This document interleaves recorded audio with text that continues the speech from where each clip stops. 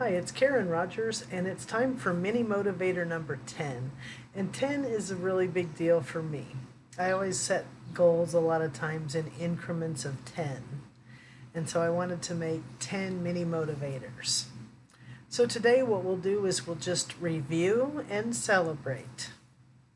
If you've been following, and you can certainly find all these, they're in one playlist.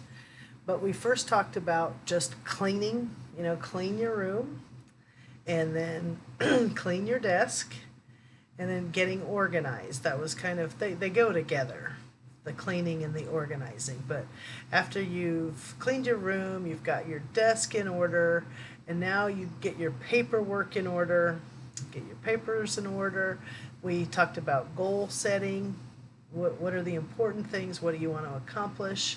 Then we talked about making lists, and after you make your list, what are your top priorities of those lists? And then we talked about different ways of getting things done, just getting started doing it. And maybe that was breaking it down into a smaller step. Maybe that was just face your fear and do it. We had a bunch of different ways we talked about just do it, get her done, as Larry the Cable Guy says, right? Get her done, just start. And then we talked about, well, what if it doesn't work out? I'm afraid. We said, go ahead, face your fear, do it. And if you screw up, it's okay. You learn something. And so there's no reason to be afraid.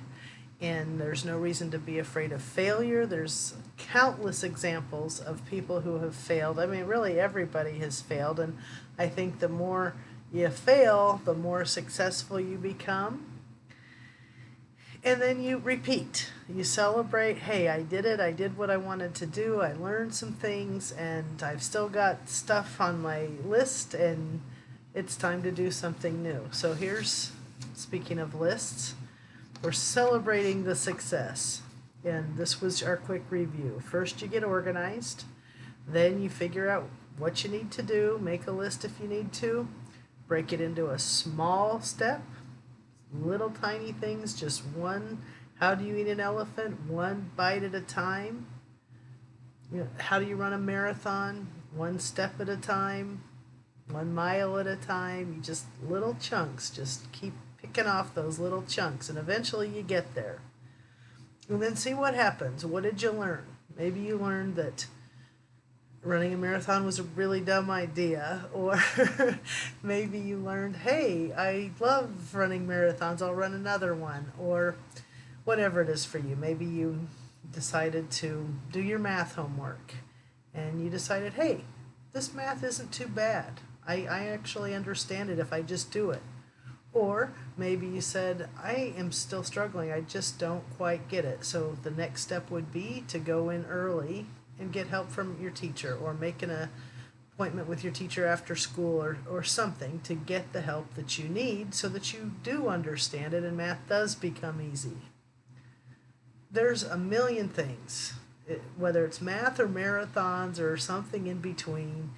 You just do it, see what happens, and eventually you win, because if you keep after it, you learn something and you celebrate. All right, so I'm here to help you. I want to be that person on the computer going, go for it, whatever it is. And I a lot of times use my sound effects. Today I have a phone. I'm going to play you a little song.